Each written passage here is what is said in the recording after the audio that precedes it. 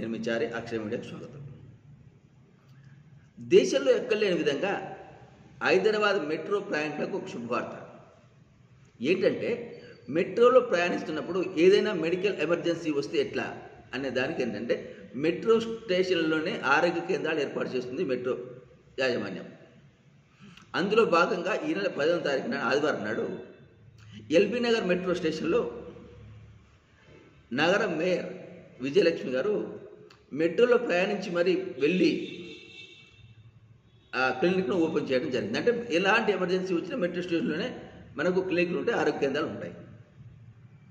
So ఇది దేశంలో మొట్టమొదటిసారి ఎక్కడ ఇంతవరకు పెట్టలేదు. అంటే మెట్రో ప్రయాణికులకు ప్రయాణించే సందర్భంలో ఎలాంటి మెడికల్ ఎమర్జెన్సీ వచ్చినా కూడా ఆందోళన చెందాల్సిన అవసరం లేకుండా వాళ్ళ ఆరోగ్యానికి కూడా మెట్రోనే జవాబుదారీగా ఉంటుంది అనేది పరోక్షంగా చెప్పచ్చు.